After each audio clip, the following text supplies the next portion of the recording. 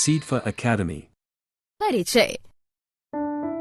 अंकिता, हम जानते हैं कि जनन सभी जीवों की वह क्षमता है जिसमें एक जीव लगभग अपने समान गुणों वाले एक छोटे से जीव को जन्म देता है। हाँ, हम ये भी कह सकते हैं कि जनन वो प्रक्रिया है जिसके द्वारा प्रजातियां यानी स्पीशीज आगे बढ़ती हैं। तो आओ, अपने इस नए अध्याय में हम जनन के बारे में विस्तार से चर्चा करें। उद्देश्य। इस पाठ के अंत में आप निम्न करने में सक्षम हो जाएंगे: जनन को परिभाषित करना, विभिन्नता का महत्व ज्ञात करना, जनन के प्रकारों को पहचानना, अलैंगिक जनन को समझना, विखंडन को समझना, मुकुलन की प्रक्रिया का अध्ययन करना, बीजाणु समासंग की प्रक्रिया को समझना, पुनरुद्भवन को समझना, खंडन की प्रक्रिया को समझना, कायिक जनन को समझना, जीवों की समुचित प्रतिकृति। एक ही प्रजाति यानी स्पीशीज के विभिन्न जीव एक समान दिखाई देते हैं क्योंकि उनके अभिकल्प यानी डिजाइन समान होते हैं। जनन प्रक्रिया द्वारा शारीरिक अभिकल्प के ब्लूप्रिंट निर्मित होते हैं। हम ये पहले से ही जानते हैं कि प्रत्येक जीव कोशिकाओं से मिलकर बना हुआ है तथा प्रत्येक कोशिका में केंद्रक में गुणसूत्र पाए जाते हैं। डीएनए के रूप में जनक से गुणों की संतति पीढ़ी में पहुंचाने के लिए इन गुणसूत्रों में सूचनाएं एकत्रित होती हैं। डीएनए में प्रोटीन संश्लेषण हेतु सूचनाएं निहित होती हैं। प्रत्येक कोशिका विभाजन के बाद डीएनए प्रतिकृतियन होता है तथा 2 प्रतियां बनती हैं। कोशिका विभाजन के परिणाम स्वरूप प्रत्येक कोशिका 2 संतति कोशिकाओं में विभाजित हो जाती है। विभिन्नता का महत्व। प्रतियां बनते समय डीएनए की सूचनाओं में बदलाव आ जाता है जिससे निर्मित हुई प्रोटीन भिन्न हो जाती है तथा इस प्रकार जनक प्रजाति यानी स्पीशीज से विभिन्नता आ जाती है जो कि जैव विकास का आधार है। जनन की प्रक्रिया के परिणाम स्वरूप जीवों की समष्टियों द्वारा निकेत भरे हुए हैं। बाह्य कारकों जैसे ताप, जल स्तर, उल्कापात के कारण निकेत में अचानक प्रबल परिवर्तन आ जाते हैं। परिणाम स्वरूप संपूर्ण समष्टि नष्ट हो जाती है, किंतु कुछ जीवों के बच जाने की संभावना रहती है। हम उपर्युक्त चर्चा को एक उदाहरण की सहायता से समझ सकते हैं। शीतोष्ण जल में पाए जाने वाले जीवाणुओं की कोई समष्टि है तथा वैश्विक ऊष्मीकरण के कारण जल का ताप यदि बढ़ जाता है तो अधिकतर जीवाणु व्यष्टि मर जाएंगे, परंतु उष्ण प्रतिरोधी क्षमता वाले कुछ परिवर्त ही जीवित रहते हैं तथा वृद्धि करते हैं। अतः विभिन्नताएं प्रजातियों यानी स्पीशीज की उत्तरजीविता बनाए रखने में उपयोगी हैं। जनन के प्रकार। अलैंगिक जनन। जनन 2 प्रकार का होता है: अलैंगिक जनन, लैंगिक जनन। जब संतति की उत्पत्ति एकल जनक द्वारा युग्मक यानी गैमीट निर्माण की भागीदारी के साथ अथवा इसकी अनुपस्थिति में हो तो वह अलैंगिक जनन कहलाता है। उदाहरण: अमीबा में द्विखंडन, हाइड्रा में मुकुलन, राइजोपस में बीजाणु समासंग और पुष्पी पौधों में कायिक जनन। अलैंगिक जनन में कोशिका विभाजन असमसूत्री या समसूत्री होता है। जो नए जीव उत्पन्न होते हैं वे बिल्कुल अपने जनक से मिलते जुलते होते हैं तथा यह एक तीव्र गुणनात्मक यानी बहुलीकरण विधि है। अलैंगिक जनन की कमियां ये हैं कि इसमें एक पीढ़ी से दूसरी पीढ़ी में एक समान जीव ही उत्पन्न होते हैं तथा जैव विकास संभव नहीं हो पाता है, जिससे कि विविधता उत्पन्न नहीं होती है। विखंडन में पूर्ण विकसित जनक 2 या 2 से अधिक संततियों में विभक्त हो जाता है। एक कोशिकीय जीवों जैसे अमीबा, पैरामीशियम तथा अन्य प्रोटोजोआ में अलैंगिक जनन की यह सबसे सरल विधि है। विखंडन 2 प्रकार का होता है, द्विखंडन और बहुखंडन। अनुकूल परिस्थितियों के दौरान एक कोशिका का 2 एक समान कोशिकाओं में विभक्त होना ही द्विखंडन कहलाता है। इस विधि में असमसूत्री विभाजन द्वारा सर्वप्रथम केंद्रक 2 भागों में विभक्त हो जाता है तथा उसके बाद कोशिका द्रव्य में विभाजन होता है। अंत में कोशिका 2 संतति कोशिकाओं में विभक्त हो जाती है। उदाहरण: जीवाणु, यीस्ट, युगलीना, अमीबा तथा पैरामीशियम।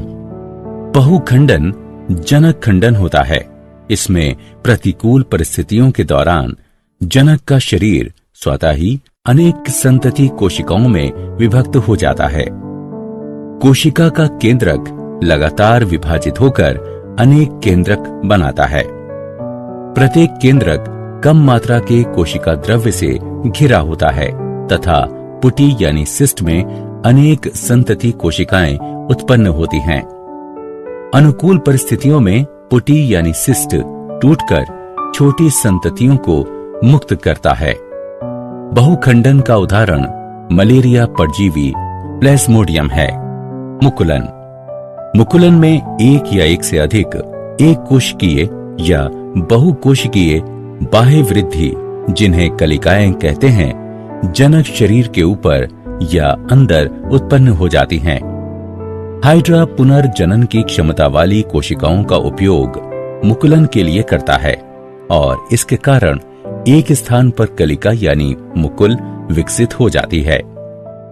यह कलिका यानी मुकुल वृद्धि करके एक नन्हे जीव में बदल जाता है तथा पूर्ण विकसित होकर जनक से अलग होकर स्वतंत्र जीव बन जाता है। बीजाणु समासंग। जब ब्रेड के एक टुकड़े को कुछ दिनों के लिए नमी और अंधेरे में रख दिया जाता है तो वायु में उपस्थित राइजोपस के बीजाणु ब्रेड पर चिपक जाते हैं और राइजोपस का एक नई कवकी पौधा उत्पन्न हो जाता है। राइजोपस में एक गांठ जैसी संरचना पाई जाती है जो कि जनन में भाग लेती है। इसे बीजाणुधानी कहते हैं। इसमें बीजाणु पाए जाते हैं जो कि नए राइजोपस में विकसित हो जाते हैं। पुनरुद्भवन यानी पुनर्जनन। पूर्ण रूपेण विभेदित जीवों में अपने कायिक भाग से नए जीव के निर्माण की क्षमता को पुनरुद्भवन कहते हैं। इसमें जीव के शरीर का कटा या टूटा हुआ भाग वृद्धि या पुनरुद्भित होकर एक नया पूर्ण जीव विकसित हो जाता है। सरल जीव जैसे हाइड्रा और प्लेनेरिया को कई टुकड़ों में काट देने पर प्रत्येक टुकड़ा विकसित होकर पूर्ण जीव का निर्माण कर देता है। खंडन में जनक का शरीर तरंग की क्रिया, पुराने भागों की मृत्यु और अपघटन द्वारा 2 या 2 से अधिक छोटे छोटे टुकड़ों में खंडित हो जाता है। सरल संरचना वाले बहुकोशिक जीवों में जनन की सरल विधि कार्य करती है। उदाहरणतः स्पाइरोगाइरा सामान्यतः विकसित होकर छोटे छोटे टुकड़ों में खंडित हो जाता है। ये टुकड़े अथवा खंड नए जीव यानी व्यष्टि में विकसित हो जाते हैं। सभी जंतुओं में चपटे कृमि शरीर का खंडन दर्शाते हैं जो कि नए जीवों यानी व्यष्टि में विकसित हो जाते हैं। शैवाल जैसे कि पायरोगाइरा में खंडन पाया जाता है। कायिक जनन गुणन यानी बहुलीकरण की वह प्रक्रिया है जिसमें जनन अंग की सहायता के बिना ही पौधे के पुराने भागों जैसे तने, जड़ों तथा पत्तियों से एक नया पौधा विकसित हो जाता है। कायिक प्रवर्धन 2 प्रकार का होता है, प्राकृतिक कायिक प्रवर्धन और कृत्रिम कायिक प्रवर्धन। प्राकृतिक कायिक प्रवर्धन। सभी बीज वाले पौधों में प्राकृतिक कायिक प्रवर्धन बहुत प्रचलित है। ये 3 प्रकार का होता है: जड़ों द्वारा, तने द्वारा और पत्तियों द्वारा। जड़ों द्वारा कुछ पौधे अपने ऊपर अपस्थानिक कलियों का विकास करते हैं, उदाहरण अमरूद और शीशम। कुछ गांठदार अपस्थानिक जड़ों के अलावा अपस्थानिक कलियों में भी उचित मात्रा में भोजन पाया जाता है, उदाहरण डहेलिया तथा शकरकंदी। तने द्वारा कुछ पौधे तने के बिखरने तथा शाखित प्रकंदों द्वारा कायिक जनन करते हैं, उदाहरण केला, अदरक तथा हल्दी। तना कंद आलू तथा चुकंदर में पाए जाते हैं। आलू का कंद भूमिगत शाखित तने का एक फूला हुआ शीर्षस्थ भाग होता है, जिस पर की अनेक आंखें या गांठें पाई जाती हैं। प्रत्येक आंख में एक या अधिक कलिकाएं पाई जाती हैं। आंख पर पाई जाने वाली कलिकाओं से नए पौधे उत्पन्न होते हैं। आलू के पौधे कंदों द्वारा उगाए जाते हैं, बीजों द्वारा नहीं। ऊपरी भूस्तारी एक वायवीय कमजोर तना होता है, जैसे कि मैदानी घास, पुदीना, जो कि सतह पर फैलकर पर्व संधियों पर अपस्थानिक जड़ों को जन्म देते हैं। जब पौधे का पुराना भाग मृत हो जाता है तो जनक पौधे से शाखाएं अलग हो जाती हैं तथा स्वतंत्र पौधों का निर्माण करती हैं। बल्ब भी कलिकाएं धारण करते हैं, उदाहरण लहसुन तथा प्याज। घन कंदों जैसे क्रोकस, अरुई यानी कोलोकासिया आदि में भोजन उचित मात्रा में संगृहित होता है तथा ये अनेक अपस्थानिक कलिकाएं भी धारण करते हैं। पत्तियों द्वारा कुछ पौधों में मांसल पत्तियों के कटीले यानी खांचे युक्त पार्श्व अपस्थानिक कलिकाओं को धारण करते हैं। जब पत्ती मृदा पर गिरती है तो अनुकूल परिस्थितियों में कलिकाएं छोटे पौधों में विकसित हो जाती हैं। नवीन पादप पृथक होकर स्वतंत्र पौधों में विकसित हो जाते हैं, उदाहरण ब्रायोफिलम, बिगोनिया। मूल्यांकन: सही विकल्प को उठाकर उसके संगत बॉक्स में रखें। कृत्रिम कायिक प्रवर्धन: मालियों तथा बागबानों ने कृत्रिम कायिक प्रवर्धन की विभिन्न पद्धतियां विकसित की हैं। कटाई, पर्तन, कलम लगाना, मुकुलन और ऊतक संवर्धन आदि कुछ सामान्य पद्धतियां हैं।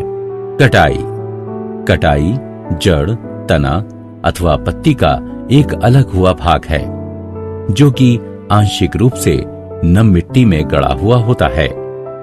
अनेक पौधे जैसे गन्ना, गुलाब, नींबू, अंगूर, कोकोआ, बोगेनविलिया आदि कटाई के माध्यम से ही प्रवर्धित किए जाते हैं। पर्तन: जनक पौधे से पौधे के अलग होने से पूर्व तने की शाखाओं में अपस्थानिक जड़ें बन जाती हैं। तने की शाखा परत कहलाती है तथा यह प्रक्रिया पर्तन कहलाती है। यह विधि नींबू, अमरूद, हिबिस्कस, बोगेनविलिया, चमेली, रसभरी तथा अनेक सजावटी पौधों में प्रयोग की जाती है।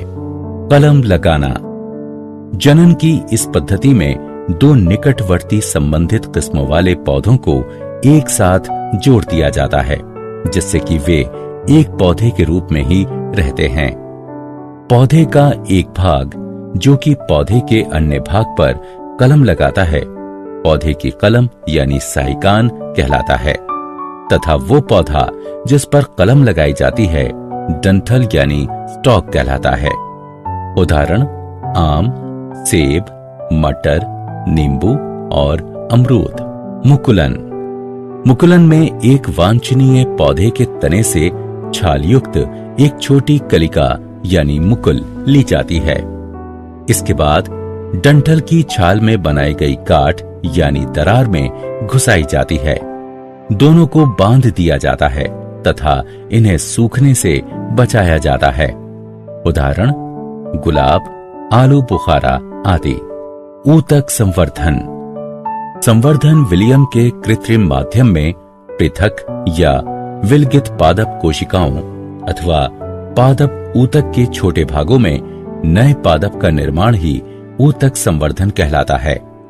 पौधे के वृद्धि वाले सिरे से ऊतकों अथवा विलगित कोशिकाओं को हटाकर तथा उन्हें कृत्रिम माध्यम में रखकर पौधों को विकसित कराया जाता है। पादप ऊतक विभाजित होकर कोशिकाओं के छोटे समूह बनाते हैं जिन्हें कैलस कहा जाता है। कैलस को एक ऐसे अन्य माध्यम पर स्थानांतरित किया जाता है जिसमें कि वृद्धि तथा विभाजन के लिए हार्मोन पाए जाते हैं, जिससे कि पादपक या छोटा पौधा बनता है। बने हुए पादपक को गमलों या मृदा से प्रतिरोपित किया जाता है, जहां वे वृद्धि करके विकसित पौधे बना सकते हैं। यह बाह्य यानी इन विट्रो सूक्ष्म प्रवर्धन भी कहलाता है, क्योंकि यह प्रक्रिया एक परख नली यानी टेस्ट ट्यूब में एक कृत्रिम पर्यावरण का प्रयोग कर जनक पौधे के बाहर होती है। यह सजावटी पौधों जैसे ऑर्किड, डहेलिया तथा कॉर्नेसन के लिए प्रयोग की जाती है। कायिक प्रवर्धन के लाभ तथा हानि। आइए कायिक प्रवर्धन से होने वाले कुछ लाभों तथा हानियों की चर्चा करते हैं। लाभ। कायिक प्रवर्धन एक सस्ती, आसान तथा तेजी से होने वाली प्रक्रिया है। कायिक प्रवर्धन द्वारा जनक पादप के गुण यानी लक्षण संग्रहित रहते हैं। कायिक प्रवर्धन उस पौधे के प्रवर्धन में भी सहायक है जो कि जीवन शक्ति वाले बीज उत्पन्न नहीं करता है। हानियां। कायिक प्रवर्धन से पौधों की संख्या में आवश्यकता से अधिक वृद्धि हो जाती है। इसमें कोई भी जैव विभिन्नता नहीं पाई जाती है तथा पौधे पर्यावरण के कम अनुकूल हो जाते हैं। जनक पादपों में पाए जाने वाले रोग संततियों में स्थानांतरित हो जाते हैं। मूल्यांकन। आइए आगे बढ़ने से पहले देखते हैं कि तुमने कितना सीखा। क्या आप जानते हैं यकृत में बहुखंडन के दौरान प्लेस्मोडियम लगभग 1000 संतति कोशिकाएं उत्पन्न करता है, जबकि लाल रुधिर कणिकाओं में बहुखंडन के दौरान ये 12 से 24 संतति कोशिकाएं उत्पन्न करता है, जिन्हें खंडजाणु यानी मीरोजोइट कहते हैं। जीर्णोद्धार पुनरुद्भवन शरीर की खंडित कोशिकाओं के पुनर्निर्माण की एक प्रक्रिया है। उदाहरण, मानव में नवीन लाल रुधिर कणिकाओं द्वारा मृत लाल रुधिर कणिकाओं का प्रतिस्थापन तथा घाव भरना। पुनर्निर्माण यानी पुनरुत्पादन। पुनरुद्भवन शरीर के खोए हुए भाग के पुनर्विकास की एक प्रक्रिया है। उदाहरण, छिपकली में पूंछ, हाइड्रा, प्लेनेरिया आदि। बुलबिल छोटी मांसल विशेषीकृत कलिकाएं होती हैं। जब वे भूमि पर गिर जाती हैं तो नए पादप को जन्म देती हैं। सारांश। आइए हमने जो कुछ सीखा है उसे संक्षेप में दोहराएं। वह प्रक्रिया जिसमें वर्तमान यानी मौजूदा जीवों से नए जीव की उत्पत्ति होती है जनन कहलाती है। अलैंगिक जनन में नए जीव एक ही जनक से बनते हैं। कुछ जीव जैसे स्पाइरोगायरा सामान्यतः विकसित होकर छोटे छोटे टुकड़ों में खंडित हो जाते हैं। ये टुकड़े अथवा खंड नए जीव यानी व्यष्टि में विकसित हो जाते हैं। पौधों जैसे मनी प्लांट, गुलाब, अंगूर आदि में कायिक प्रवर्धन कटाई द्वारा होता है। बर्तन में पौधे की शाखा का सिरा भूमि की तरफ मुड़ यानी झुक जाता है तथा नम मृदा द्वारा ढक जाता है। कलम लगाने में दो निकटवर्ती संबंधित किस्मों वाले पौधों को एक साथ जोड़ दिया जाता है, जिससे कि वे एक पौधे के रूप में ही रहते हैं। जंतुओं में अलैंगिक जनन की विभिन्न प्रक्रियाएं विखंडन, मुकुलन, खंडन तथा पुनरुद्भवन हैं। जनक जंतु के 2 या अधिक संतति कोशिकाओं में विभाजित होने की प्रक्रिया को खंडन कहते हैं। विखंडन 2 प्रकार का होता है, द्विखंडन तथा बहुखंडन। द्विखंडन में 2 संतति कोशिकाओं का निर्माण होता है। बहुखंडन में अनेक संतति कोशिकाओं का निर्माण होता है। मुकुलन में 1 या 1 से अधिक एक कोशिकीय या बहुकोशिकीय बाह्य वृद्धि, जिन्हें कलिकाएं कहते हैं, जनक शरीर के ऊपर या अंदर उत्पन्न हो जाती हैं। यीस्ट में कलिकाएं एक कोशिकीय होती हैं, जबकि हाइड्रा, स्पंज आदि में बहुकोशिकीय होती हैं। कलिकाएं बहिर्जात अथवा अंतर्जात होती हैं। खंडन में जनक का शरीर 2 या अधिक भागों में खंडित हो जाता है, जिसमें से प्रत्येक विकसित होकर एक जीव का निर्माण करता है। पूर्ण रूपेण विभेदित जीवों में अपने कायिक भाग से नए जीव के निर्माण की क्षमता को पुनरुद्भवन कहते हैं। निम्न